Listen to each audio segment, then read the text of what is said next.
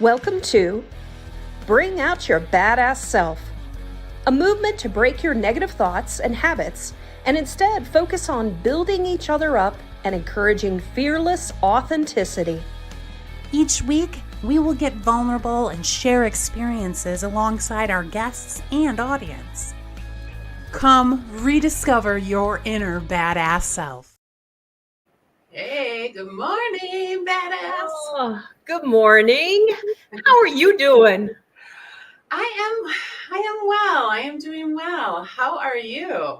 I've had a week again. Yeah. Yeah, so I had a little bit of a scare this week. I called my husband. I was on a phone call and all of a sudden I just had this very sharp pain that was in my back. And I was like, oh shit, am I having a heart attack? Like that's what went through my head. And because was it like out of nowhere? Like out of nowhere. Yeah. Just all of a sudden. And so I was like, I was on this call and I needed to call the person back and tell him like, I didn't fucking hear anything you were saying. And I was like literally ignoring you because I'm thinking I got to get off this phone call. Right. And I didn't say anything to him whenever I was talking to him. And you know, it was also this person was helping me, but I just felt so bad because in the conversation, I was like not responding whatsoever. And I was like, okay, yeah, thanks. All right, I'll talk to you later. Like I was trying to get off the call. And then I was just in like major pain. And so like in my mind, I was like, am I having a heart attack? Am I having a kidney issue? And it was like the worst pain ever. And I ended up, you know, whenever I would stand, it would get worse. I couldn't raise my arm. And I was like, what the fuck is going on? And so I called my husband and he hung up on me. Like he had a client. He answered the phone and was trying to talk to me. This is what he told me later. And then he hangs up on me. I'm like, did that motherfucker just really hang up on me? Here I'm trying to like, I'm like, I got to talk to him. Like I'm by myself. And so I text him and then I call him back. He's like, what's going on? I'm like, I don't know, but you fucking hung up on me. Not okay, buddy. And so he's like, what's going on? So he's like, okay, I'm going to call Amanda next door and Jim. Yeah. So they both come over. And at that point, I tried to stand up and it hurt worse. And so I sat back down on the little stool and I was like, what is going on? What it ended up being is like muscle related. Okay. And so I was still sore the next day, but I ended up, the only way I was able to help it is I went and laid down. I like messaged Carrie. I was like, I need you to cancel all my meetings. Like, I don't know what the fuck's going on. Right. So she told everybody I had a family emergency. And so you're like, oh, family emergency. I wonder if she's okay. You're messaging me. Yeah. I'm asleep. And so I have ice underneath me. I finally go to sleep and then I see all these messages from people whenever I wake up. Like, what is going on? Are you okay? They're like, are you okay? Like, you know, they're like checking on me. Carrie's trying to check on me and I'm just trying to like not be in pain. Right. Oh my God. So, and then I go through the next day and I'm still like in a little pain and everything. I come to the cabin. And last night I pulled a Cate.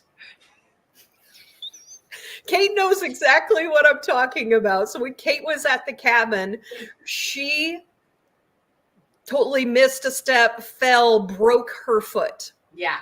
Like, so last night, destroyed my foot. Destroyed it. Luckily, I did not destroy myself, but I thought I had hit the last step. I had the lights off. I should just turn the lights on coming down. Yeah. But the bottom step, I totally missed it. And it's like, I'm going down. I'm yelling timber, that's what song is in my head.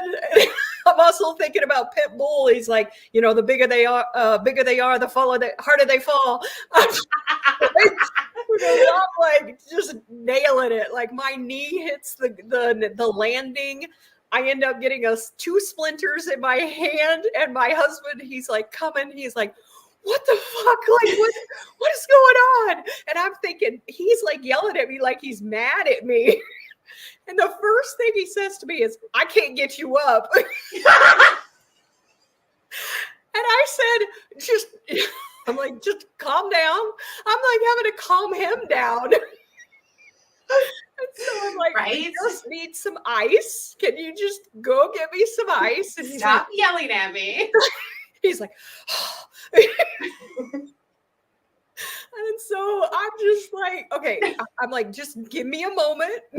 Like, I'm like, I could tell like nothing was broken, but I was like, oh my God, my knee is going to swell up. And so I'm like, coming down on my butt on the rest of the stairs. And so then he grabs me a mop. So like I'm using it as like a cane. And so I'm getting into the bedroom. And I was just like, and in order to do this, I'm on the stairs. He was like, let me put some ice. And I'm like, I'm not going to feel that through my jeans. So I had to take my pants off. So I'm like walking. Jim's supposed to be here, I don't know, at any time. Any minute. And I'm just like, I'm like, I gotta get in our room. You're pantless with a mop. I got underwear on at least, but I'm just like, I gotta get into the room. So I get in there. Jay finds some green beans, and so he's putting the frozen green beans. That actually ended up really helping me. So I'd highly recommend like really frozen peas, frozen green beans. You said you use edamame, right? Yes. We have all these packets. We bought one of those Costco bags of edamame, and it turns out I'm the only one that likes them, so we got a lot of them. They're like in the packets. And there's something about frozen veggies, like, because it kind of can mold around. Yes. Yeah.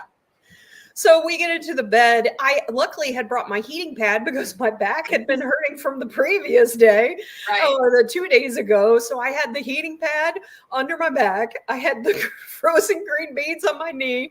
And then as I'm getting in, I'm like, shit, I got a splinter. So then we're trying to get the splinter out. And then I found yet another splinter this morning. But I'm actually surprisingly feeling okay this morning. Your knee isn't bothering you? No, it was fine this morning. So that's frozen green beans, use them. Yeah, that's amazing. I'm so glad. I'm so glad you didn't, like really fuck up your back. I know. Like, because it was the first, you texted me this morning and I said, if you hurt your back is like really going through it this week. Your back is gonna hate you. I know. Somehow, because I fell forward, I fell on my knee. Right. So I'm just like, man, I'm having a week. Yeah. Well, from the queen of falling, I know exactly how it feels. And I'm so glad your knee isn't bothering you today. But it is, and nothing makes you feel bigger than when you are like falling and you land directly on your knee. You're like, fuck. Like, you're like, it's like, I wish I was like, 700 pounds lighter than I am right now. This feels like the worst thing, because it's like all of your pressure that was one spot, I felt like it was going in slow motion. I was like, yes. Right. So whenever I fall, I don't know if I've told you this, but when and I think to the opposite extreme of like where I'm not really afraid to die at all. If anything, I'm like a little intrigued by it, like a little too much, like, but when I fall, like in that slow motion time, the only thought in my head is, well, I'm going to die. And I fall so often so that like, or even if I trip a little, like in my head, I'm like, well, I'm dying now. Oh my gosh. I know. I did not have that thought. I was just like, oh shit. Yes. Right. Yeah. Yep. But it is such a weird, 1 minute you're fine and the next minute you're just not. I know. I like JC. I am so glad that you are okay as well. Yeah. So thanks for joining us, JC. And so JC is actually going to be joining us next week. So everybody will need to come back and check that out. Yeah. And then we have, I see several people on YouTube. So J-Ro, She says, good morning, badasses. Happy Friday. I'm so glad. So are you heading back to Tampa? She had to come up from Atlanta, from Tampa. So I'm glad you were able to get out. She had like a 12 plus hour trip up here. And yeah. so And normally, how long would it take from Tampa to Atlanta? I think about 7 hours, Okay. maybe less. I can't remember. Maybe she can tell us, but she said she has us on in the background while she's working. Have a wonderful day. Yes, I know that you've had quite a week as well. Yes. And a lot of our employees that were down in Tampa, and we were all checking in on them yesterday, like, hey, has anybody heard from this person? Has anybody heard from this person? So everybody seems to be good. So she says 6.5 to 7 hours usually. Yeah. Wow. So it was 12 plus hours, I think, for her. So yeah. When she and I spoke earlier this week, she said it was very surreal to be like in this like emergency type state, but to like, because her daughter is off at college, and so she's like, to not have to like it was just me, she was like, so I just had to take care of me. Yeah. So and then Kim and I were like, eat all the junk food. Like when you have to leave your house for a hurricane, like that's a total free pass, right? Good morning, Carmen. Yeah, Carmen coming in from California. She says, good morning, my favorite beautiful badasses. Let's go. Let's go. So I also have to tell you, Carmen, I was thinking this as I fell. I was like, shit, I'm like, I got to be able to like celebrate my birthday coming up in November. I can't like screw my back up and everything up. Like I was also thinking about that. So in let's see, less than a month. In less than a month. It's actually, well, we have a countdown from when we leave because we're leaving a couple days early for Jenna to do QHHT. Yeah. But we're super excited. I know. So Carmen's coming? Yeah, Carmen's coming. And Myra. And so I know. I have lots of people coming from out of town, so I'm super excited. We gotta get J-Ro to come. I know. Well, she can't. So she has like a wedding. Another person that she's good friends with has a wedding. And there were several weddings that weekend. So interestingly enough, as people were telling me. So if you guys are wanting to come, then, come on. I'm so excited for it. She said, yes, girl, we'll be there the 7th. That's awesome. So we're probably honestly only going to be there for the party because we are squeezing things in and driving and, and we want to get back to the kids. So, but we're like super excited. I'm finalizing things. I've been talking with the band guy, and I met with I have a walkthrough like the week prior or that week. I can't remember with the person. I'm working with someone on decorations. So like it's going to be a whole thing. So that's so fun. And so funny enough, I was like, who is this person? Good morning. Glad you were better. Mm-hmm. And she said, this is Mom. Mom got a YouTube account. Nervy driver. Tell us more. What does that mean to you? Well, Mom is a nervous driver. She is. So okay. I'm assuming that's what it means. I'm trying to think if it means anything else, but Mom... like getting on the interstate or something like that. Just, she's like, should I go? Should I not go? I'm like, just fucking go. How did she ever handle visiting New York? Like, she drove in New York. Like she got around. Wow. I honestly don't know how. Sorry, Mom. That's awesome. She gave a thumbs up. Yep. That's and so, but she just does, she's like, I'm going to do my thing. People will adjust around me, like they'll figure it out. Yeah, that's what I do when I play Pokemon, but I pull over. I don't play. I pull over and the kids get so mad and I'm like, this, we're just like, this isn't rush hour. This is just like our normal city streets. So I just will like suddenly pull over and then come back out and pull over. And they're just like, you're like, everyone hates you. And I'm like, well, nobody's honking. It's fine. Everybody hates you. Yes. Like, at least I'm not hitting them. So.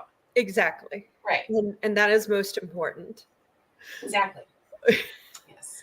All right. Well, we have talked about quite a bit of our fiascos today, but today we're doing a little bit something different. So today we actually did an interview prior. And so this was Gil Alan is the person that we interviewed, and Gil is a spiritual guide and workshop facilitator. He also does one-on-ones, but he empowers individuals through workshops, private sessions, but he teaches them to connect with their spirit guides. And his mission is to help others access the infinite love and wisdom available to everyone, guiding them towards self-empowerment and holistic healing. And so I've actually met with Gil. He helped me to meet with my spirit guides as well. And that was quite the experience. And so today I interviewed him previously. This was when Cate wasn't on the call, and I wasn't sort of expecting I record all the pre-meetings, but right. After I did it with him, I was like, wow, I'm like, this is an episode. Like it didn't really make sense to like have him on. Plus he was West Coast. So the timing wasn't going to work as well. So what we're doing is we're going to play the video, and Cate and I are going to interact with you guys live. So as we're listening to his story, because his story is like a 40-minute, I asked him one question and he was off to the races. So like I didn't ask. It's a good thing I wasn't even there to begin with. Yeah, there was no other questions really. So we're going to hear, I mean, I was just like astonished the entire time as I was listening to it. And then we're going to have him back on in November. And then I just realized today that I have a conflict. I'm going to be coming back from ProjectCon. So Cate might end up taking the lead on that, but he's going to be answering questions for you guys. So the purpose of this is to listen to Gil and what it is that he does. And then then later in November, you guys to come with your questions that you have for him about the universe, about spirit guides, about life after death. Yeah, life after death. Things like that. So it's going to be, I think, pretty cool. Yeah. And I haven't even watched it. So I did that on purpose. Sarah was like, how do you want to do this? And I'm like, you know what? I think I just want to watch it like our audience does. So I'm super excited to kind of be there with you all and do this. And it's just kind of interesting how this is working out. So you're doing this part and I'll do the latter part probably, but yep, exactly. Yeah. And so we're going to play it for you guys. Cate is going to go on LinkedIn and chat with you guys. I may go back and forth between YouTube and LinkedIn. We're gonna play it, and then let's talk about it as we hear his story. Yeah. All right. Here we go. Welcome, Gil. First, I would like to start off with having you tell our audience what you do and how you came to learn about your talents. The basic thing that I do is that I teach people how to connect to their own unique inner guidance through their spirit guides. The main platform that I use, because what I've learned from my own guides is that our spirit guides are not just like these random spirits out in the ether. They're being sent out from our own soul. Your spirit guides are your own past, present, and future versions of yourself. So in other words, whatever you have been, your soul has the ability to create a physical being, whether it's a worm, a person, an alien, put your soul energy into a tree, into the cosmos, into water, whatever the soul chooses to have as a physicalized experience, it can put its energy into that. So any of those experiences that you have had can come back to serve you as a spirit guide, which allows you to tap into wisdom, knowledge, guidance, it's basically the same thing as talking to God, Mm-hmm. but without the religious connotation. Mm-hmm. And it's personalized because you're connecting to your own soul in order to do that. So when you're communicating with your spirit guides, it's outside of the realm of human consciousness. Mm-hmm. It's more expanded. Some people like to say it's your higher self. My gods like to say it's your infinite self. They don't like the word higher and lower, but your infinite self, or it's your God self. It's that same intelligence that everything is connected to. And, it's a very long story, but I'll just briefly, this was not something I was interested in. I worked in the film industry. I was a production designer and I was doing some writing for Showtime. And this all happened after my mom died. She was experiencing Alzheimer's for about 5 or 6 years. And when she finally passed, after the first 3, 4 months, I felt like she might have been trying to communicate with me because all these weird things started happening in my house that Mm-hmm. you could not explain. They defy not only logic, but science for the most part of rational thinking. Yeah. And so I eventually got led to a medium, to this young woman, who's now a fairly well-known medium, to see if that was really my mom trying to connect with me, or, were these just weird things that were happening. And sure enough, my mom showed up and it was amazing. I talked to her for like an hour and I left the session. I asked the lady, I said, well, when can I book another session? And she said to me, well, usually you want to wait like 6 months or a year to let things happen and settle in. And I'm like, are you crazy? I just talked to my dead mother and I want to do it again, like tomorrow. So we set up another appointment for a couple weeks later. And this time I prepared like a Word document of 30 questions I wanted to ask about my mom's life and her medical condition, all these different things. What was it like on the other side? Everything. So I go into the next session. I've got my paper and the girl connects, brings my mom in, and every single question on that paper got answered without me even asking. Wow. She just started the connection to my mom. She's like, okay, your mom's here. She wants to tell you that blah, blah, blah. And it was like question, answer, question, all the way through until there was one at the very end that she did not answer. And it was pretty incredible. But I left the session. I'm thinking like, I know this was real because she told me things that no one could know.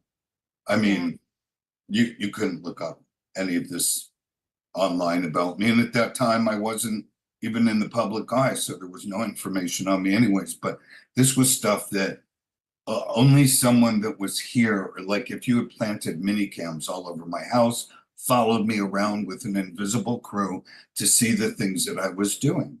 Mm-hmm. And how else could anyone know that? The medium couldn't know that, because even if somebody was able to read your mind, which people usually can't do, she was bringing up things I didn't even remember, wasn't even thinking about. You can't go into someone's mind and like search around and pull out little things. It just doesn't work that way, even when people are connecting telepathically. So, but I couldn't figure out like, how is this real? My mom's remains are in this little box that was in my house. I saw her body being burned. I know that she died. How can she see everything that's going on in my life? And how are we communicating via this woman when I'm alive in this realm and she's dead and has no body in this other realm? I mean, we see movies, we've read books, but now this is my life. Okay, this is real life. And I just came to the assertion that, it must be true what they say, that, when we die, we just leave the body. Mhm. but the consciousness lives on. You know, it moves back into the soul and everything merges together. So everything that we felt in our hearts, in our emotions, in our minds, all of that gets carried on. It's almost like a digital imprint, and then it gets put into your soul's library. Some people call it the Akashic Records. I don't care what they call it. It's just, it's part of this overall soul consciousness, and it feeds into the overall consciousness of everyone. Mhm. Um, but the really interesting thing that was very like movie-esque was that, you know, I was expecting my mom to die because she was terminally ill. And at a certain point, you know, when you watch someone you love suffering, it's getting me choked up just to Yeah. talk about this. And it's amazing that it has that effect, because this coming next March, my mom will have been gone 20 years. I still dream about her at least 3 or 4 times a month. All this time, we still connect to her, me and my sister. But so we were expecting her to die. And, you know, at some point it was like, oh God, you know, please just go already. This is like, you're torturing yourself, you're torturing us. It's just, you're gonna go, so just go. But when she finally went, oh my God, it was like the rug was pulled out from under me and my sister. You know, that was it. No more mom. Our father had already passed, and it's a whole different story. But, you know, and then you realize like you're next in line. There's no other generations in front of you. You're next, you know. But it wasn't even that, because we were still both so young that it wasn't really a consideration. It's an idea. But so I started going to grief counseling. And I was working with this woman online. Oh, no, not online. I found her online, but we were doing over the phone. And it was helping me a little bit, but it still just wasn't going out well. I just was so like depressed, depleted. It's like I didn't know who I was and what I wanted to do anymore. Mhm. So I called my sister, who lived in Virginia. I live in Los Angeles. And I asked her if she would come out and be with me for a while, because she's the only other person that would understand what I'm going through, you know, that we're just the two of us, and we both lost our mother. So she came out, and I had the cremains here, even though my mom had died in Virginia. And my mom had purchased a burial plot for herself like years and years ago, when she had to buy one for her own mother. I don't know if they had a 2-for-1 sale or something, but she bought one for herself that was right next to my grandmother. So my sister said, you know, well, let's go out and see where the plot is and talk to them about maybe having a service, and we'll do a memorial for mom. So she came in the evening that next day. We went out, and it was a really pretty spot. It was kind of up on this little hill, and there was a beautiful big tree, you know, overshadowing. And we saw my grandmother's, she didn't have a headstone, but there was like a brass plaque there. And then there was an uninscribed brass plaque in the next plot where my mom was. And so my sister asked me if I would video her sitting there. She's like, I know that's weird, but I just want to have it.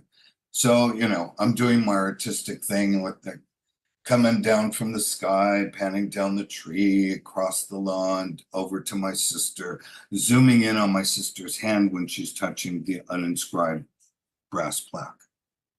So later, after we left there, this was when like Blockbuster still had stores and you can go and rent, you know.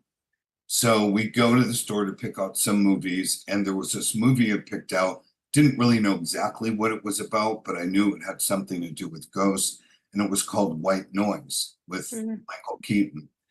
And in the movie, his wife gets killed in a car accident, and he goes into depression, but she keeps trying to come to do everything to get his attention, to warn him about something that's going to happen. So at the end of the movie, there's like a mini documentary where it gives you instructions on how you can capture the voice of the dead, using a little tape recorder. It's called EVP, electronic voice phenomenon. So my sister and I look at each other thinking like, let's do this, let's try it. But I didn't have a little tape recorder. I only had, at that time, I don't even think we had video on our cell phones. Did we even have cell phones? I don't remember. But I know. I had this camcorder, and so I used that. And I thought, well, just record it, with no visual. I kept the cap on the lens. We did everything it said. We played it back, and it was very quiet. But then there was this moment where we heard like a sound. So I said to my sister, I'm going to go hook it up to the computer and see if I can clarify the sound. She went in to make some popcorn and some more goodies for our next movie. So when I hooked it up, I'm getting ready to do the sound thing. And I realized I rewound it back to earlier in the day where we were at the cemetery. And I'm watching the scene and the whole thing. And I zoom into my sister's hand touching the brass plaque. And I got the shock of my life because I heard my mom's voice speak. I kept playing that thing back thinking it's a glitch, something happened. Nope. I called my sister. She came running in. I said, I'm just going to play something for you. I'm not going to say anything. You just tell me your impression. She's like, oh, that's pretty. That's sweet. And she's watching, the thing. Zooms in on her hand touching the brass plaque. And she goes, oh my God. I said, what? What did you experience? She said, Mom, that's Mom's voice. We played that thing, I kid you not, like 30 times back because we're like, this has to be a glitch. How is this possible? How is it possible? So my sister ends up going back to Virginia, and a few days after she got back, she sends me an email, tells me that a cousin of ours in Michigan kept finding these matchbooks in her purse. She didn't smoke, her husband didn't smoke. She'd take the matchbooks out, put them in the kitchen drawer.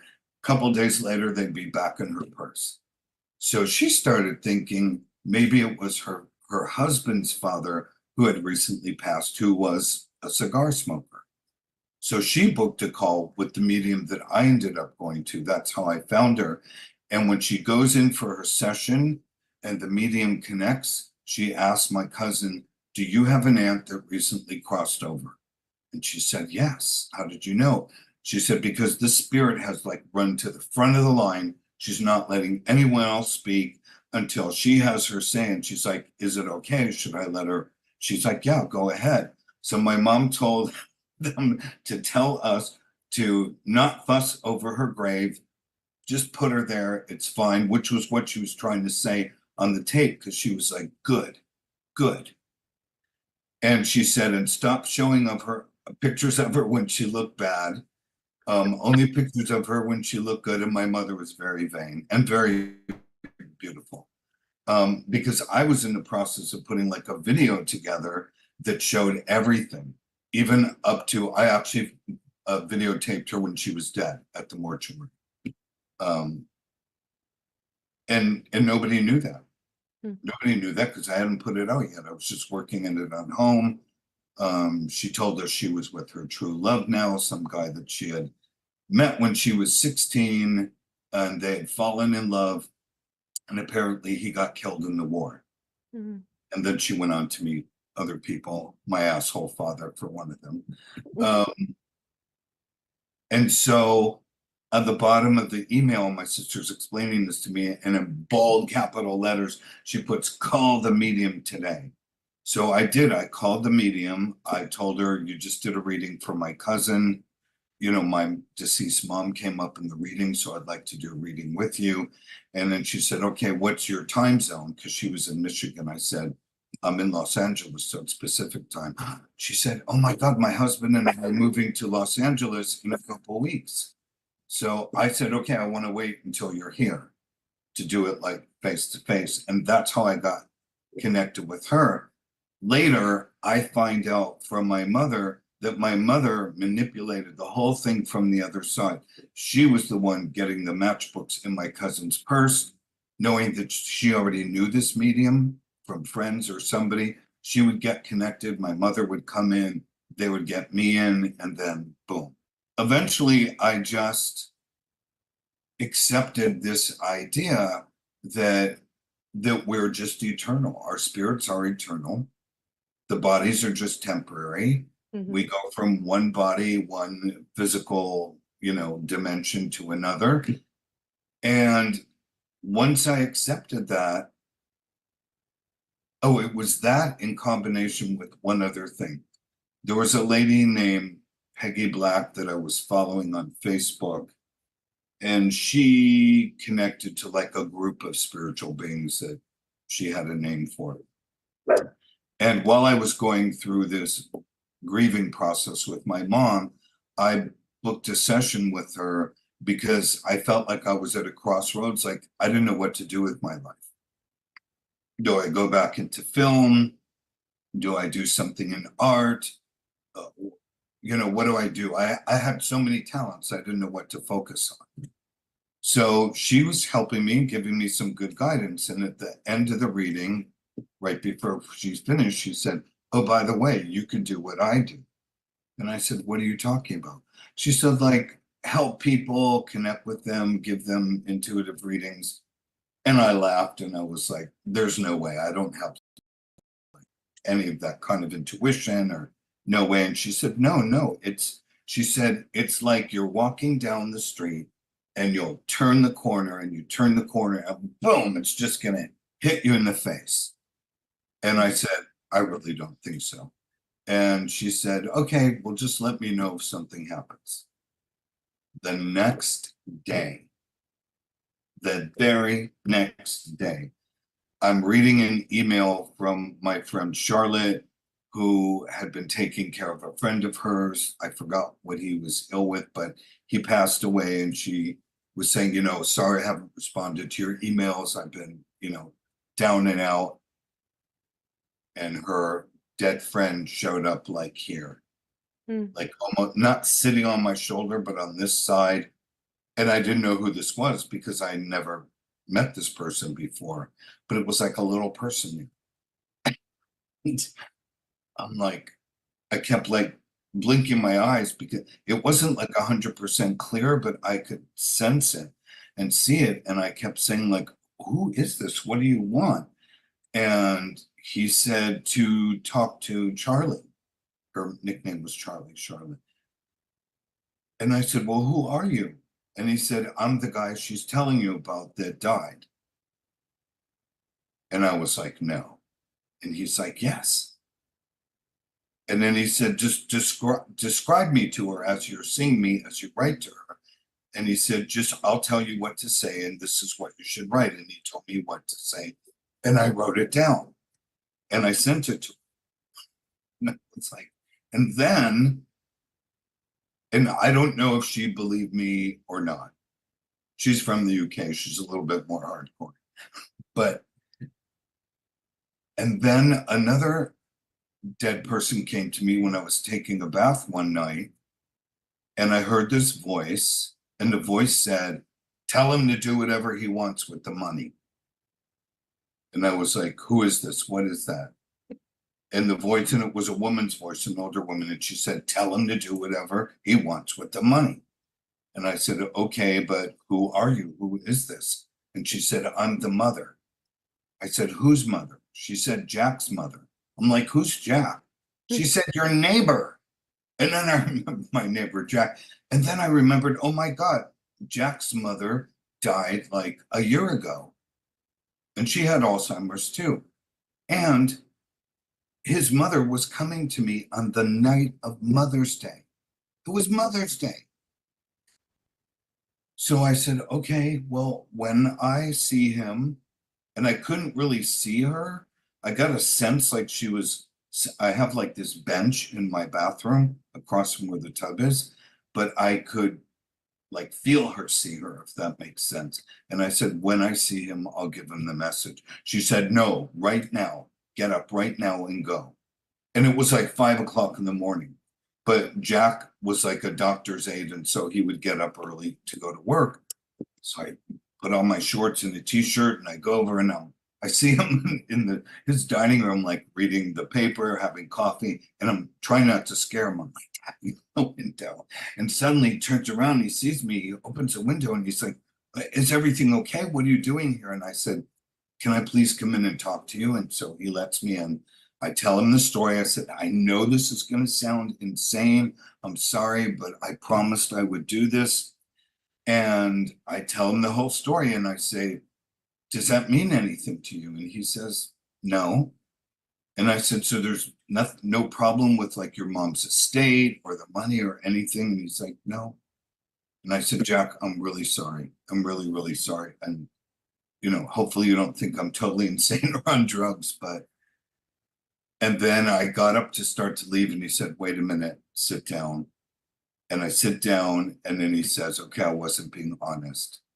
And he said, so here's what happened. When my mom got sick, she'd always left money for each of the three of us. He had another brother and a sister in her will, but she also made me the executor of her estate because she couldn't handle her finances anymore.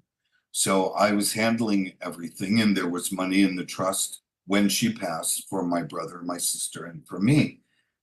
And he said, and as time was going on, I was spending a lot of the money. I bought a new BMW. I was doing this, I was doing that. And I've dipped into my sister and brother's portion of the money and it's not all there for them anymore. And at that moment, his mom like swooped back in and she was saying like, that's what I'm trying to tell him. Do whatever you want with the money. And I said, okay, your mom's here. She's trying to tell me this. And she's like, your sister's well off. She doesn't need the money. Your brother's an asshole. He'll just blow the money anyways. You're the one that took care of her. She's saying, do whatever you want with the rest of the money. It's yours. You earned it. She wants you to have it. Enjoy your life. And then other dead people started to show up, but it wasn't my thing. I didn't feel like to be a medium, but because I guess I opened myself up to this idea and I had a connection to my mom now that others started like coming through. So one night, what really set it off is that then I started getting woken up at around 3 or 4 a.m. in the morning and I would hear, Gil, like somebody standing over your bed trying to wake you, saying, Sarah. And I'd open my eyes and I'd look around, there's nobody there, I live alone. And it kept happening night after night. Sometimes it was like a child's voice, sometimes a man, sometimes a woman, that were like different voices. And I would get up and I'd look at my bedroom window, I'd go to the front door, I thought maybe it's a neighbor, someone's calling me, nobody was there. It was happening night after night after night. And finally, by like the 6th, 7th night, I yelled out in my room and I just yelled, who the fuck is this and what do you want? Either tell me who this is and what you want or get the hell out of my life and get out of my house. Because I was tired of being woken up and I couldn't fall back to sleep because I'm trying to figure out what is going on, especially after it happened the second and then the third. The next morning, it was either the next morning or the morning after that. I wake up, I open my eyes, I'm stretching out in bed, I sit up and then boom, this voice starts talking to me. And I'm like, who are you? And you said, you asked for us to make ourselves present. So here we are. And I'm like, but who are you? What are you? And they said, you can think of us as spirit guides. You can think of us as master teachers, blah, blah, blah, blah, blah. And they said, we're going to put you on a fast track to help other people. And we're going to tell you some things. So they proceeded to tell me things about 6 different people. 3 of them, as I remember, were like friends of mine, and the other 3 were just acquaintances. And they told me things about all these people. And then they said, no, get up and call them and tell them what we said. Well, luckily 3 of the people were like on New York time. So it was no longer like 6 in the morning, it was 9 their time. So I called them. I was terrified people were just going to think I was out of my mind, but everybody resonated with the information, thought like, oh my God, yeah, I've been thinking about that for weeks. They're trying to figure this out. Yeah. Hey guys, I have like these spirit guides and they can, like tell you what you need help with and I can get information. So people started sending me questions and by email, and I would sit down and I would tell these guides like, okay, Sarah wants to know, what's going on with her right foot. Why isn't it healing, or what's happening? And I would just type it out, and the information would come in, and I would type out everything they said, and then I would send it back to people. Sometimes it was short. Sometimes it included like a whole series of past lives that the person had, which was still following them, in this life, something that happened that went wrong. And it was easy for me, and it was non-confrontational because it was just by email. Because sometimes I'd sit down and like nothing would come. And then I'd try it like the next day, and then, oh, they're saying something. Something's coming. So then some guy wanted to come in person, and I was like, no, I don't do this as a profession. I just like help people out, and that would make me too nervous. And he's like, please, just let me come in person. So I let him come in person, and he was like some executive at Coke or Pepsi, one of those big companies. And actually it was pretty cool, because now when I was getting information, I could ask the other person, like, does this make any sense to you? Because it doesn't make sense to me. And then they would tell me if it did make sense to them, and then we could move on and go further from that point. So after he left, he told all the people at work about it. Now people wanted to come and like pay money. So it was like so nervous. And I remember my guide saying to me, Gil, you don't have to make furniture fly around the room for people to buy into it. Just get them connected and give them a heartfelt experience. That's all you're ever going to be able to do. Open their hearts. So I started doing these intuitive, I didn't even call them reading. I called it like intuitive counseling. Like, you just come in, tell me what's going on. I'll talk to the guides and see what they say, and they'll help you figure out a plan of action, what to do. And after I was doing that for a few months, one day they came to me and they said, well, Gil, everybody has spirit guides, not just you. And I'm like, oh, okay.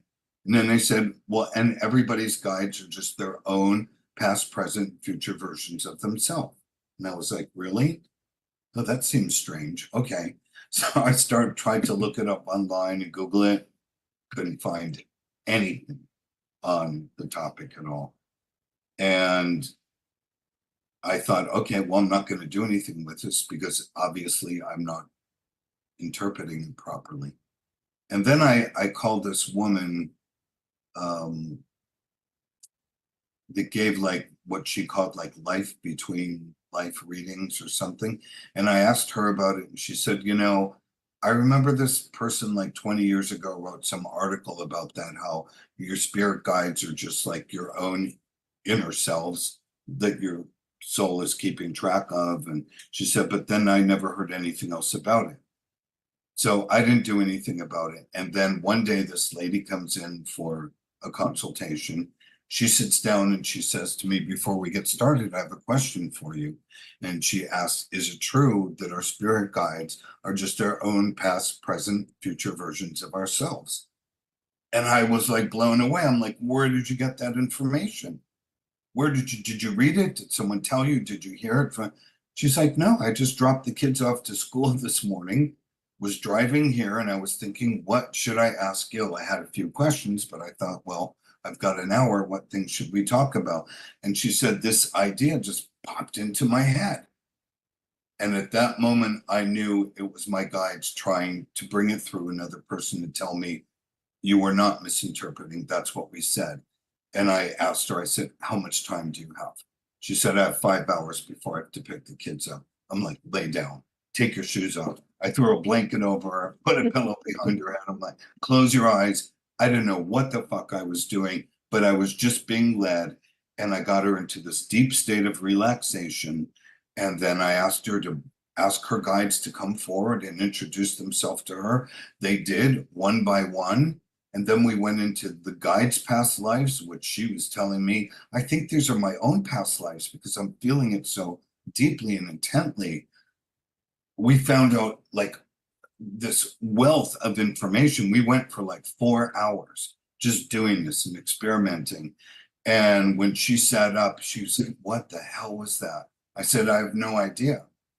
I'm like, did you like it? She said it was incredible. And like tears were streaming down her eyes. So every time somebody came in to do some intuitive counseling, I asked them, do you mind if we try something different? And everyone was game. Everyone had spirit guides. Everyone went into past lives, future lives. Their guides gave them information. It was like, and I kept doing these like super long sessions if people could stay because we were experimenting. By like the 7th person that came in, this lady's on my sofa, her eyes are closed, she's connecting to her guides, and she says, my guides want me to tell you something. Is that okay? And I said, sure. And she said, they're saying, don't go back to doing that other thing. Do this for people. Teach everybody how to connect to their own guides so they can connect to their own inner guidance. This is the new way forward. Teach them this. Don't give them the answers. Let them get their own answers for themselves. And then that's what I started doing. And that's how this business was born. And I was originally doing it just like one-on-one privately. And then I hired a business coach because I couldn't figure out like, how do I make money at this? What do you charge for something like this? Which I was charging way too little at the time. And then eventually she got me to create like a workshop so I could teach more than just, one at a time. And it just kept evolving and evolving. And then the workshop grew and got bigger. I needed to train instructors to help me in the workshop to work with people in their homework assignments. And it just grew and grew. In the beginning, I did like a tour in Australia. I went to Melbourne and to Sydney and I think one other city. And I stayed there for like 3 months and I did these little workshops and then I did privates with people. And then I went to Dubai. That was really cool. And I lived there for 3 or 4 months, did the same thing. Some sessions with people and see how it worked. But I'm starting to train a group of women because there's too many things now. I can't do them all myself. It's called Newly Arriving Souls. And it's the most beautiful and amazing journey. Right. I developed it originally to help pregnant women connect to the souls of their yet to be born children. Almost like they're talking to their spirit guides, to talk to those souls, to find out who's coming in, how many children am I going to give birth to, what's the order of the children, what are their personalities going to be like, what are they coming here to do and accomplish in this life, how do they need me to parent them, all these different things. And it proved itself to be real.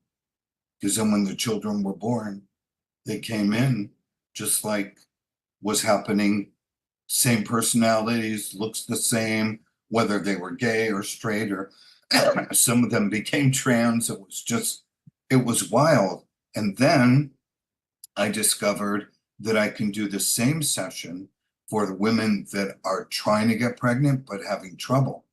And so we connect to those yet to be born souls that are waiting to come in and find out what is blocking her. Even if it's physical, even if it's like, your egg count is down, your fallopian's too blocked, whatever it is, tell us what's really going on behind that. What's the emotional reason that the body has physically blocked this process? Especially when the doctors had said at a previous time, yeah, you can have children. And then they would tell the women what it is. And then we'd ask, what did they have to do to release it?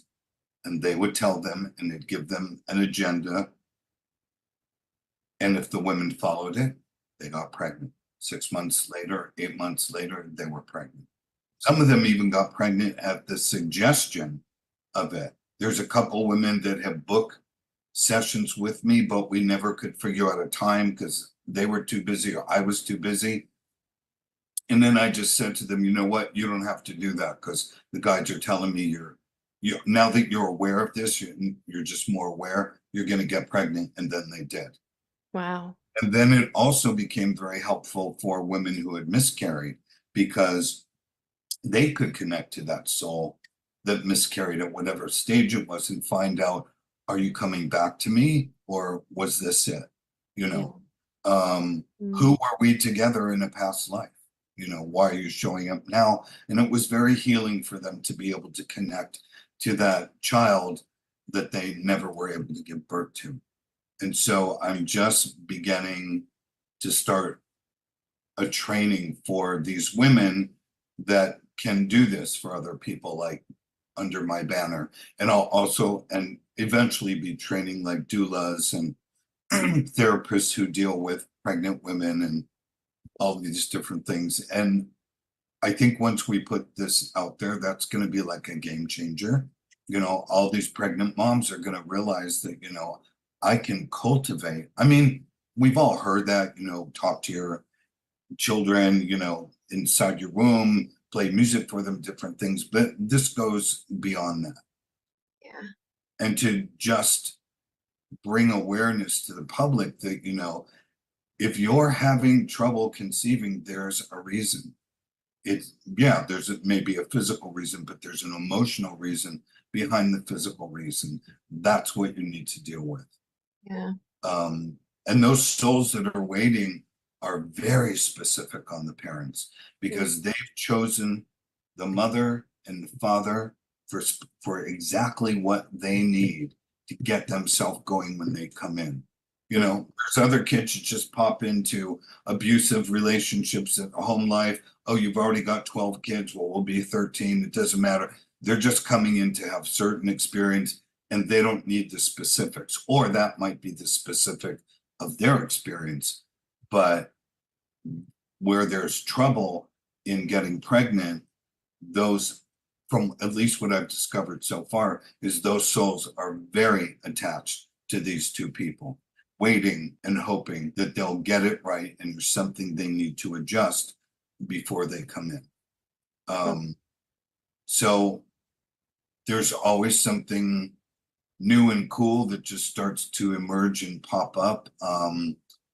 You know, I've developed taking people to alternate versions of themselves in a parallel reality, which is so cool. And it's so helpful because unless we have a lot of time, if it's just a one-time thing, I take people to their highest vibrational frequency of that alternate self. There could be hundreds or thousands, and each one holds a different frequency.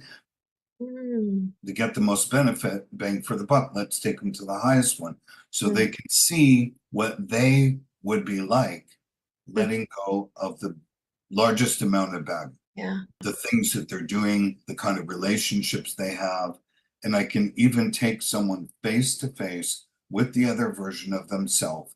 They hold hands, and my client version can have her higher self or his higher self version transfer their energy to them, so you can actually feel what that person's vibrational frequency feels like on a day-to-day basis. And it's such a wow experience. And so I'm just getting ready to put out, I did this experimental thing connecting people to their departed pets, because in my business course, I partnered up with this guy that was a holistic vet. And I thought, well, what could I do that's interesting for his people? And I thought, let me connect them to their departed pets. I've never tried that before. I've done it with people, but not with pets. And it was overwhelming. People had amazing experiences. So there's just always new things that are coming up. But my primary goal is to teach people to connect to their spirit guides, because I connected to my spirit guides, and since I connected to them, they keep connecting me to all these amazing different journeys you can take and things you can learn about yourself and answers and wisdom you can get.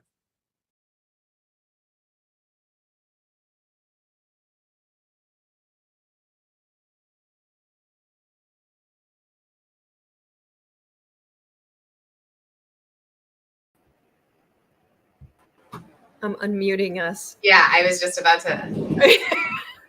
Wow. So what did you think?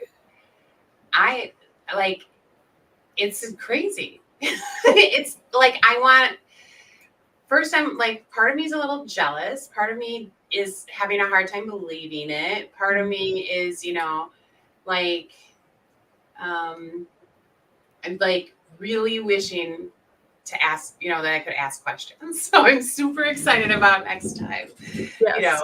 but it's super intense. It's really interesting how it just like happened to him. Like his mom died, and then everything like that was just a huge door opener, right? Like, so like I haven't heard of it that way before. Like, but I mean, I guess I don't know a ton of people, but like those that I have, and I guess what I would wonder and want to ask him is like, when he looks back, were there other signs or other things that he noticed in his life, like in retrospect, that like, maybe he always had these abilities and he just needed the desire, the strong passion around, his mom's death to kind of like open up. Yeah. I know in talking to him, he was adamant. He was like, I did not want this. Like, this was not something I was interested in. And he even says that in this he was even the person that told him like, you can do what I can do. And he was like, yeah, no, like, I don't, right. Yeah, nah. And he was like, that sounds all nice, but not so much. Interestingly enough, and I messaged my mom on YouTube saying, hey, does this sound familiar? Because when my dad passed away, and I don't think that I've told this on BOYBAS before, but my mom came to us and she said, well, first, I think she did it to me first, then she did it to Carrie. And she goes, just listen to this. It was like the same type of thing. Like she was just listen to this. And I was like, okay, like I didn't know what she was doing. And I hear this voice message and it's just static. And I was like, okay. And all of a sudden I hear Dad's voice. And he says, hey, Mom. And that's what he always called Mom and I was just like, holy shit, that was his voice. Right. And I looked at her and I was like, that was Dad. She goes, I know. And this was a day after he passed away. Wow. And so that she got the voicemail. Yeah, she got the voicemail and someone had hung up. It was static. And all of a sudden you hear Dad's voice saying, like on her cell phone? No, it was on a voice. It was on a machine, on the voice machine. Answering machine. Yeah. Answering machine. Yeah. And so I was like, that was Dad. And then she played it for Carrie and Carrie was like, that was Dad. Like we all just were like, that was Dad. And it was a day after, I think she said it was the day after he had passed away. Yeah. Even the day that he passed away, we had some weird things happening with the lights. After he passed away, my dad was an electrician and we had the lights dimmed and they went out. And I mean, nothing's going on outside at all. The lights go out, they come back on, they go out, they come back on, and they go out and they come back on 3 different times. And Carrie was staying with me and she was in the other room. She was in what Riley's room is now. And she literally looked up at the light and said, hey, Dad. And she came out into the hallway. She goes, did you see that? And I said, yeah. And my understanding, an electrician, you're an electrical engineer, right? Yeah. So you tell me whether what I was told is that when the Brownings, through the Brownings that happen, that those things will only happen 2 times, that it'll shut off the station, that it'll only allow it 2 times, but it happened 3, which is not normal. Very unusual, right? Not normal. Exactly. And so then we had other things that happened to us. We were down with a bunch of friends and we had installed this electrical seat on the side of the stairs to allow my mom and dad to be able to get up and down. Right. And then after my dad had passed away, and all of a sudden we were all sitting there, we were standing around the pool table and the electric chair started to go up and then it went back down. And everybody was looking like, what the fuck just happened? Right. And so we went over there just to see, because we do have remotes and stuff like that. And no one was there. Yeah. And then Jay had experiences every time we went down into the basement. Now, mind you, my dad passed away in our basement. Right. So every time he went down, and he's the biggest skeptic of all of them. And he was like, he literally came to me. He's like, I need you to talk to your dad and tell him to quit fucking messing around with me, because every time I can't handle it. He's like, I can't handle it. Every time he went down, like things would just come on electrically. And he said one time it wasn't even plugged in. He was like, I don't know what the fuck's happening. Oh my God. You got to tell him to stop it. So I literally went downstairs and I was like, Dad, I know this is funny. Like, I know my dad. I know this is. I just knew that he was like playing practical jokes on him. And I literally just said to him, I said, I know, Dad, it's funny. And I said, but seriously, you're really freaking him out. You got to stop. And then it stopped. And he no longer had it happen anymore. And so when he said these things, I was like, I know exactly what he's talking about, because until you experience it, people are going to look at you and go, no fucking way. Right. Did this happen? Yeah. The only thing I've experienced, but I've had lots of stories, it's because my mother died when I was 9 days before my first birthday. And so my aunts and my grandma have a lot of stories from different things that happened right around that time. There was a wall hanging that she had made, like a macrame, and it was on a nail in the hallway outside the room where I was in a crib. Mm-hmm. And it fell off the nail and slid all the way across the hallway and into the room under my crib. And the story, my aunt Sue and my aunt and my grandma were just sitting there, and Sue just got up and picked it up and said, Wendy, we're going to take care of her, and then just went and hung it back up. Wow. Yeah. And then my dad remarried, and then my mom,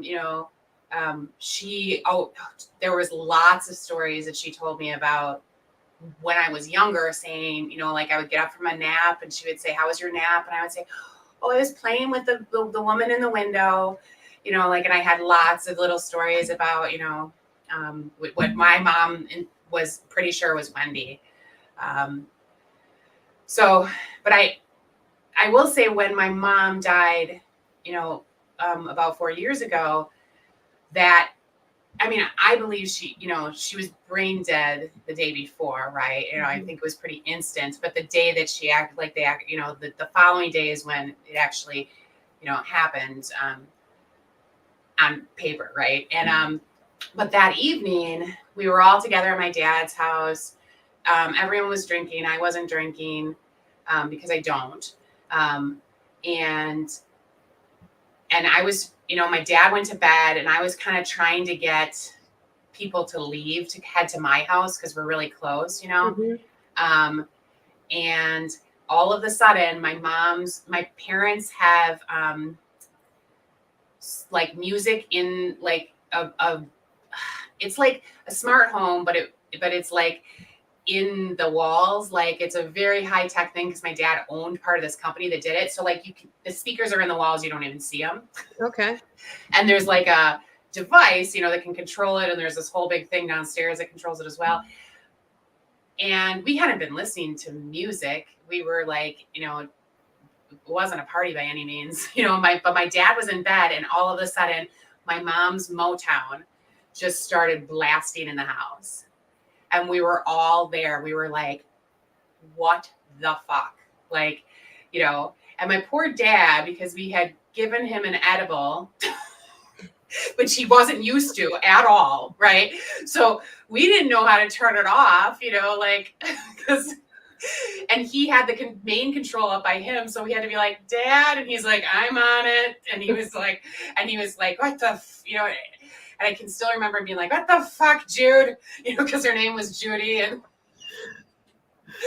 so, so to help our audience, when you say mom, you're talking about your stepmom, basically. And yes. Wendy is your biological mom, that she passed away when you were born, right? 9 days before my first birthday. She passed away. Yeah.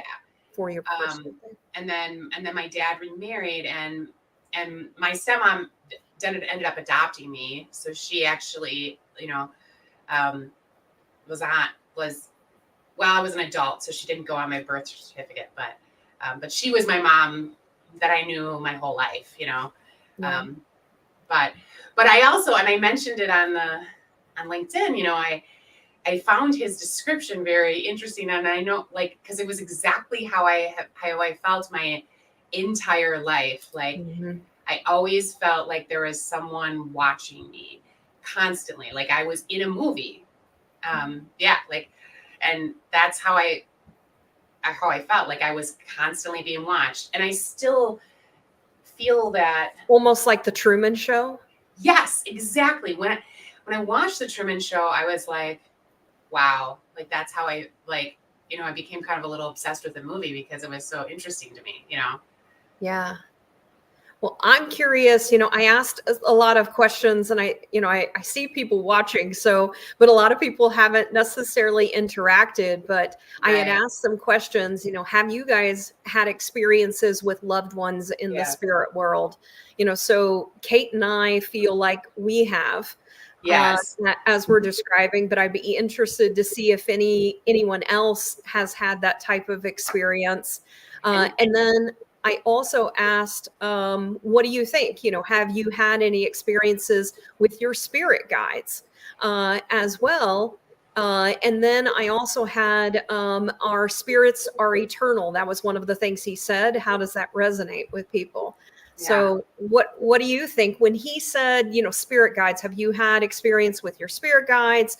Do you think that spirits are eternal and we're just here on earth and in bodies? What are your thoughts? I definitely agree with all of that. And part of, Jenna has had tons of experiences with this, tons, to my every story, she has like 20, because she seems to be like just far more in touch with the other side and energy and all sorts of things, so she actively talks to her spirit guides and feels their presence and gets like direction from them. And I just kind of trust it, like instinctively. I don't, I just know that that's all real, even though I don't necessarily experience it. But our spirits being eternal really does resonate with me because I just have these feelings or this knowing that I know doesn't come from this lifetime.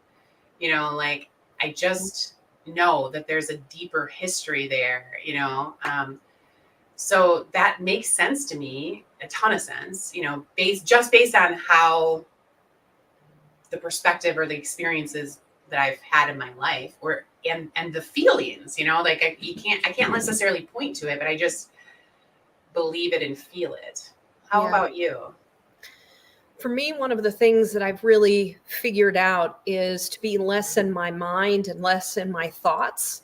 And I need to spend some time really going to my gut, going to my intuition, which is really your heart.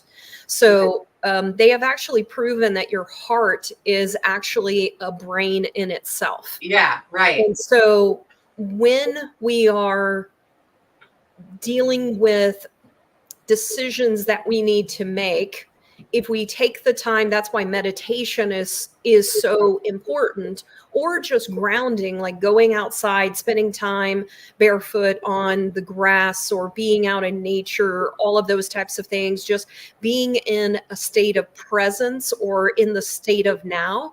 And I actually have spent time continuing to develop it. So whenever I was doing it with him, I was like, oh, this is already what I've already been doing.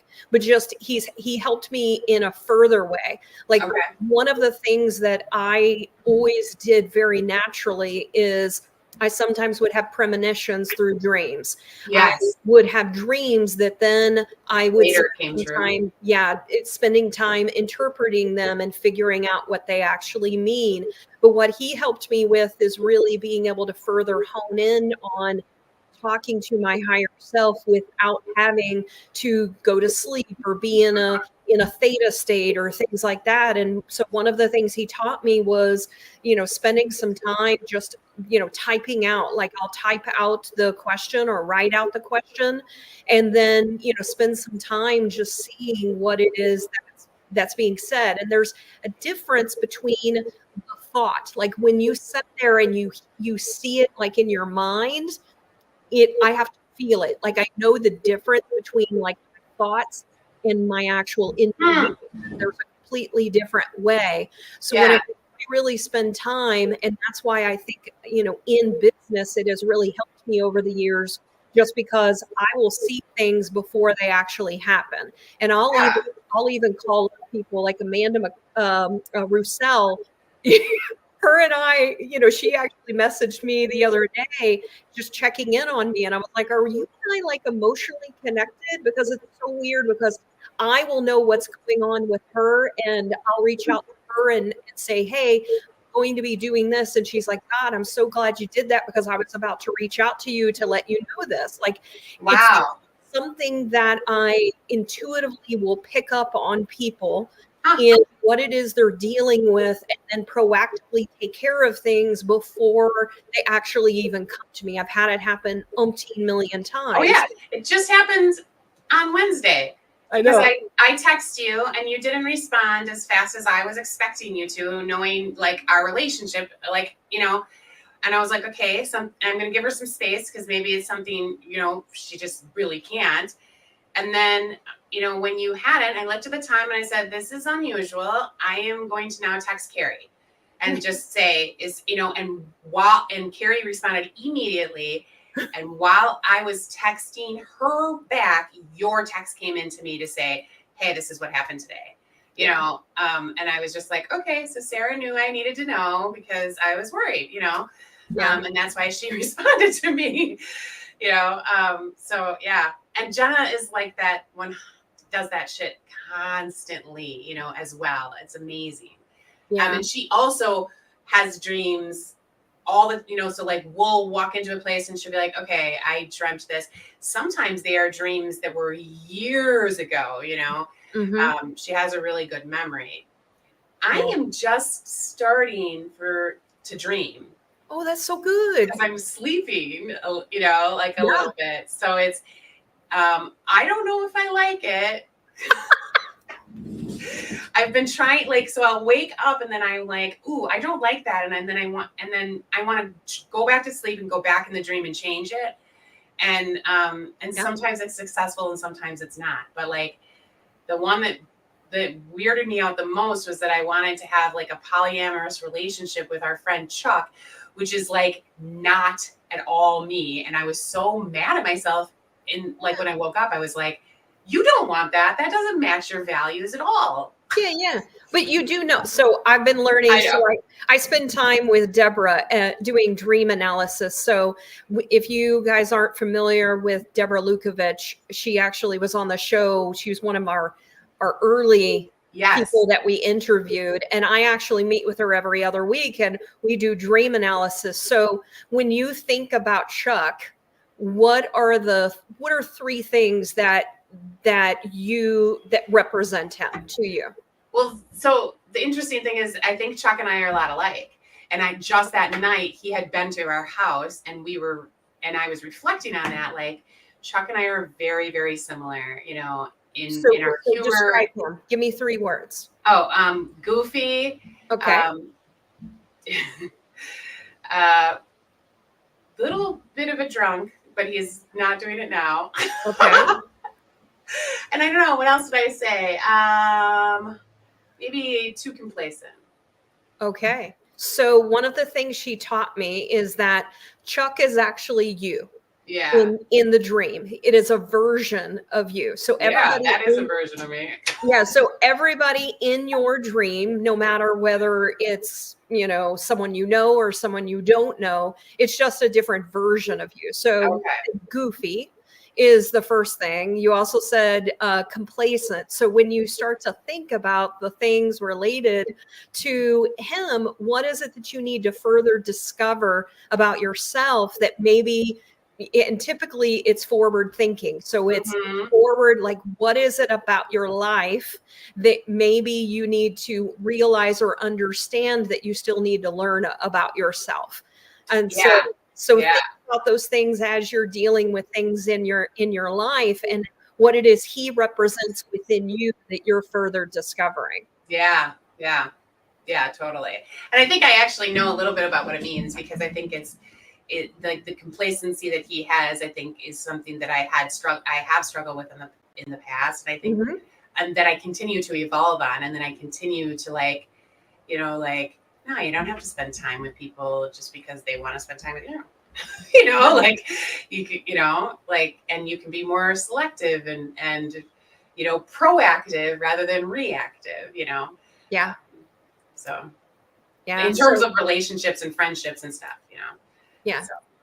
So And then think about the polyamorous, aspect of that. Maybe there's still something that you need to understand about yourself in it, and polyamorous, and I don't know whether there was anything sexual, but sexual actually is about creativity. It has nothing really to do with a lot of times actually sex. It has to do yeah, with a lot of times creativity in your life and okay, things that you're going to continue to discover. So maybe about the polyamorous aspect of maybe it's understanding how to work with different types of people in the things that, or maybe it's even working with different aspects of yourself, maybe even. yeah, So think, they always say that whatever that you have in your dream, whatever you think it is, it's not what that is. it's not what's right. It's you got to dig deeper to figure out the actual meaning of it. That makes total sense in the like, but in the experience of it, I'm not enjoying this like alternate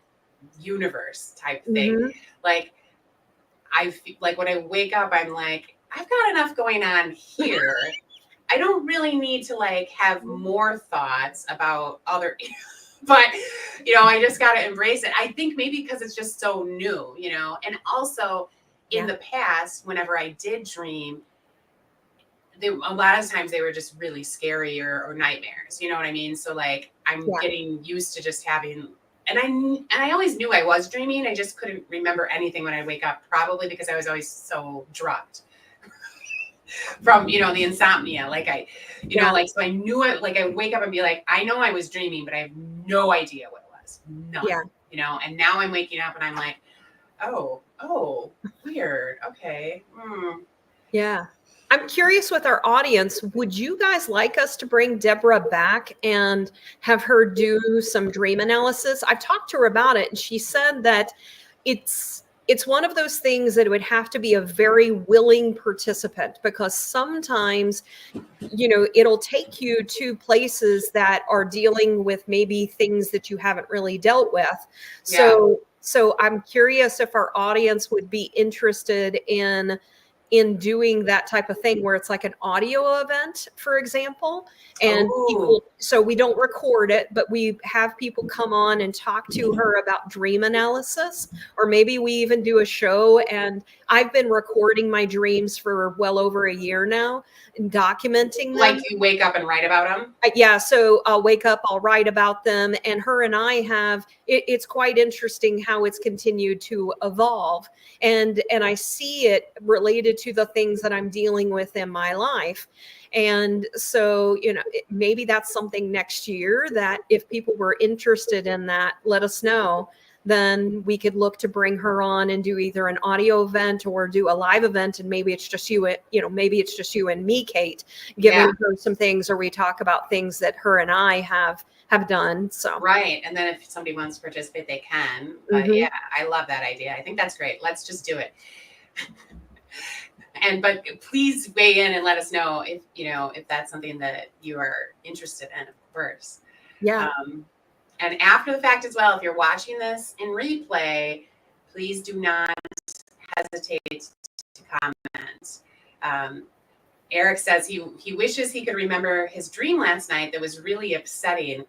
That analysis would be interesting, but I'm only left with how he felt. Right. See, sometimes that's what I have too, is like, like with that dream with Chuck, the part that I know it was a really long dream, but the part I remember the most is me trying to negotiate where we would sleep in the bed, like Jenna, me, Chuck, you know, and like a little bit of a debate with Jenna about it. Like she was on board, but like, you know, like, so I don't know. But so what Eric said is vital, because how you feel in the dream is the most important thing. So how did you feel in the dream? I think I was like frustrated that they weren't like someone wasn't listening to me about it, or like I was having to like assert myself in some way, you know, that rather than just going along with what I wanted. So what is it in life that you feel like maybe you're not listening to yourself or another version of yourself? Oh, sure. Tons, you know? Tons. And I'd be curious what Deborah would think. And so, you know, it's funny. I'll sit there and I'll tell her my dreams, and then I'll start analyzing them myself. And she's like, see, you know, but then she'll say other things. And I'm like, oh, like, you know, it makes me think even more. And so I'll save it. But I had one here recently that I was like, no, I told the guy, fuck you, you know, basically in the dream. And she's like, well, hang on. And then she was like, you know, and I was like, no, I don't need to change that. And that's what I had in my dream. And I'll save it. But she was like, well, she's like, let's think about this. And then gave you something to think about. It's not necessarily related to the actual thing. Could it be related to something else? And then as I started thinking about it in that way, I was like, oh, okay. Yeah. So, you know, it's fascinating because what you have in your dream, it's giving you, it's not necessarily that topic, but it's how you felt and what it is that you're struggling with. And then understanding, okay, well, is there something else I need to discover about myself related to the same type of thing? I'm interested to do more. And that's cool, Joel. I love that. Yeah. So, well, I know we're almost at an hour 30 here. And so I hope you guys found Gil interesting. I know for me, I was fascinated, and then I spent some time working with him. And I know I learned a ton in working with him, just to be able to better listen to myself and sort of almost confirm some of the things that I was already doing in a lot of things, but also honing in and making it even stronger. So, you know, so I'll be interested, Kate, since I won't be here, I'll be interested to see what you think, because you'll get to ask him all the questions, and then also, and then handle asking all the questions with the team. So with the audience. I'm looking forward to it. This will be awesome. Carmen says it was an eye opener. Yeah. Cool. And so it just makes you think more about, for me, it makes you think about what we think we know about life. And so when we think about the things that we've been taught as we've been growing up, how do we know that what we were taught was real and it's the actual truth? And so when we start to open ourselves up to the possibilities of something else actually being true, do we then provide ourselves, I guess, space to understand more about ourselves, more about the universe? Because I know that a lot of times people are like, nope, that's not what I was taught. I was taught this. Right. When we really then step back, and a lot of times we do have to not let our brains override, you know, the thinking aspect of us, because our brains and logic are like, no, you know, that's not what I was taught. That's not logical. But when we start to sit back and we start to feel like, okay, well, how do I actually feel about what it is that's being said, for me, that's how I started to open myself up. I was like, wow, I'm like, I've always sort of felt this way, but I've never had anybody sort of confirm it. And so I always felt like, am I just, crazy for thinking the way that I think? Right. And then as I started to just feel more about the universe and the things that I was seeing, and I will share this final thought. When my dad was about to pass away, I was told to make sure that I expressed everything that I wanted to tell him. So how I felt about him, Right. things like that. So I actually spent some time talking to him and just thanking him and letting him know how it is that I felt about him and how grateful I was for him. And my dad told me two things. He said, Sarah, he goes, I want to ask you to stop eating sugar. And I said, okay, Dad, I'll work on that. And I didn't think much about it until here lately and recently, as I've learned more about how sugar can actually not be very good for your body. Yeah. The second thing he told me is believe in God, because at the time I was agnostic. And I said, Dad, I said, here's what I'll tell you. I said, you come back to me when you're on the other side and you tell me whether there is a God. And he did. But what I ended up finding out is that God wasn't quite the way that I was taught growing up. Right. What I was taught, what I have learned is that God is within us, and God is source, God is energy, and we are all connected as individuals. So people that are going through negative things in their life, going through the turmoil of what they're going through in life, people that are dealing with even people that we might think are evil, that are doing things that are not so good in life. We are all connected to those people. We help society with our thoughts.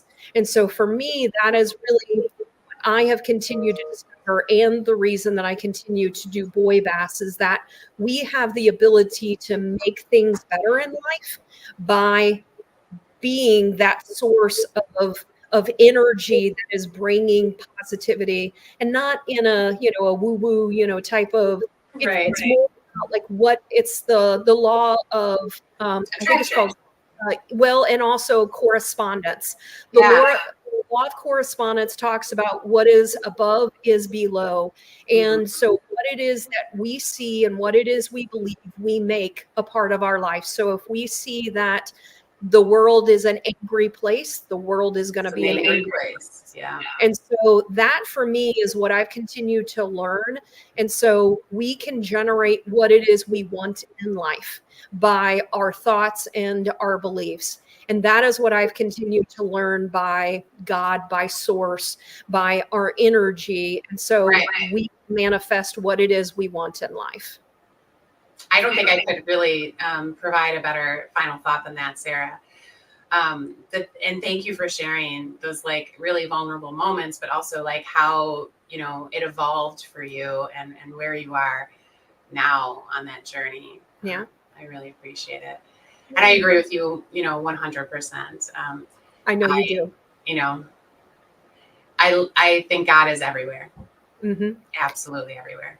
And I will also say the reason that Cate and I were brought together and how we ended up figuring this out, as well as my dad passed away on August 20th, and Cate's birthday is August 20th. Yeah. And so it was as my dad was passing away and leaving my life, Cate started to come into my life. Yeah. And once we also discovered, because you'll find those synchronicities in life, in numbers, especially in dates and things like that.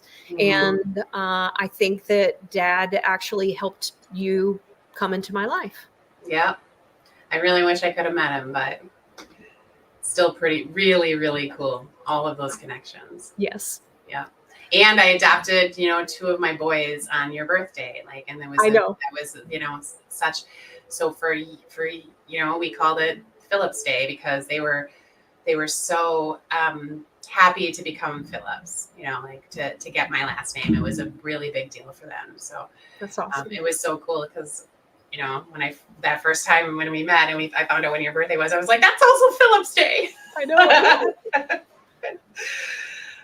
Well, I love you, and I'm so thrilled that we are continuing to do this, and I think you know, that's what it's all about for both of us is adding more positivity and more healing out into the world. You know, like we've all gone through shit, but if we can be real about it and process it and then love ourselves and each other throughout it, you know, that's what's going to make the world a better place.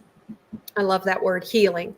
And that's really what we're continuing to do, is experiment and also dealing with the things that we've come into life to experience. Right. And Yeah. so I love that. And I just want to thank everyone. I know everybody was sort of absorbing. I can see that people were here, but I know that today you guys were sort of absorbing everything. But we really would love to hear from you, just to hear your thoughts, even if it's on the side, because I know a lot of times people are like, oh, I don't want to make this public about, you know, how it is that I feel. Right. So we would love to hear what you guys thought about today's show, and also bring your questions for later on in November 15th with Gil. 15th. Yep. Yeah. Super exciting. Looking forward to it. Yeah. All right. Well, Cate, I love you too, and I hope you have a great weekend. And I will see you on Tuesday of next week. Okay. You are finishing you're off on Monday? Yeah, I'm still at the cabin. The kids are on their fall break. I love it. Well, enjoy. I hope the weather gets a little better for you. It's quite chilly for you today. Yeah. So, but I'm gonna Jenna and I have a great party. It's our second annual hoodoo party at Kate's place here in the WB. So, which is West Bend. If you are in the Milwaukee area, come check it out. It's going to be so much fun. I wish I could go. I know. Well, everybody have an amazing weekend, and hope it fills your cup. And we will see you again next week, and we'll have JC on next week. Yeah. Stay badass. Thanks, everyone. Thanks.